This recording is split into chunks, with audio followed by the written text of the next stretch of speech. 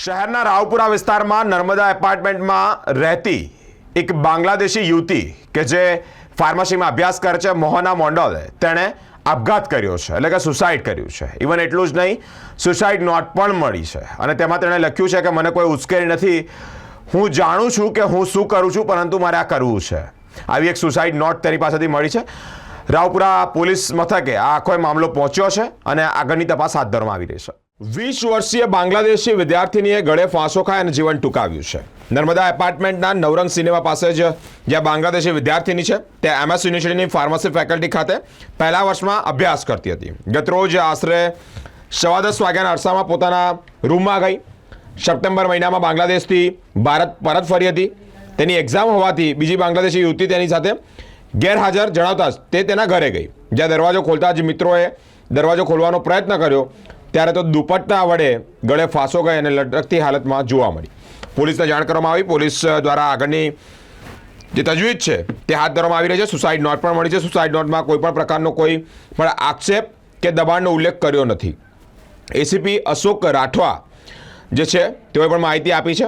Police દ્વારા PM કરવાની તજવીજ હાથ ધરવામાં આવી છે।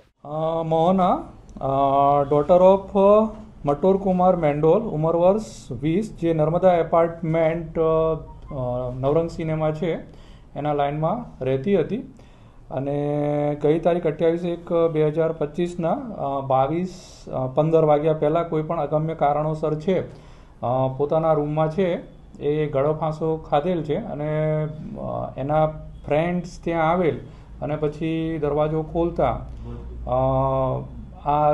મરણ ગઈ હાલતમાં ઉપર લટકતી હતી અને તે વખતે પોલીસને જાણ કરેલ હતી, પરંતુ એ મરણ ગયેલ હતી। આ છોકરી છે એ MS યુનિવર્સિટીના ફાર્મસીના ફર્સ્ટ યરમાં અભ્યાસ કરતી હતી અને સપ્ટેમ્બરમાં તે બાંગ્લાદેશમાંથી ભારત આવેલ હતી અને એની એક્ઝામ આજે સવારે શરૂ થઈ હતી અને એક્ઝામમાં એ ગેરહાજર હતી। એની પાછળની જે યુવતી છે એ બી બાંગ્લાદેશી હતી, જેથી કરીને આ ગેરહાજર રહેલ હોય એણે પછી એ તપાસ કરેલ હતી અને એના બિલ્ડિંગ પર પહોંચતા ત્યાં તપાસ કરતા આ યુવતી છે મરણ ગયેલ હતી। હા, સુસાઇડ નોટ આમાં મળી આવેલ છે, પણ એમાં કંઈ એણે કોઈના પર આક્ષેપો કરેલ નથી।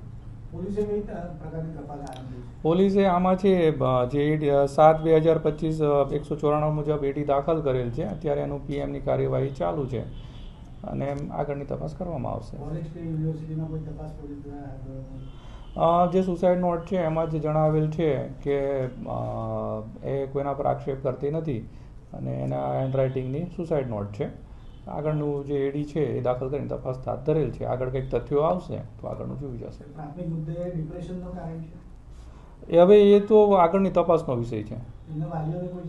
હા, વાલીઓને જાણ કરેલ છે, એ એના વાલીને જાણ કરેલ છે કે આ રીતે મરણ ગયેલ છે, એની બી એને જાણ કરેલ છે કે તો ઇન્ડિવિજ્યુઅલ છે, એ રીતે કઈ રીતે કરે એ તો એમનો પર્સનલ વિષય છે, કઈ રીતે લઈ જવું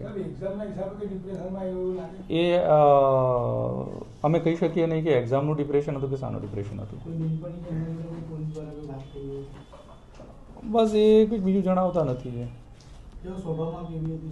એ કશું નથી, એ કંઈ અમને પૂછ્યું। હા, એના રૂમમાં એકલી જ હતી। बांग्लादेशी स्टूडेंट मोहना मंडल ने सुसाइड कर लिया है। इसके पीछे क्या रीज़न हमें पता नहीं है। हो सकता है बहुत सारे पर्सनल इशू या कुछ भी हो सकता है और उसके परिवार वालों को काउंसिल करने के लिए हमें बहुत सारी फॉर्मेलिटी करनी है। परिवार कब आएगा पता? हम परिवार नहीं आया, नहीं, बॉडी यहाँ भेजी जाएगी, बॉडी वापस भेजी जाएगी।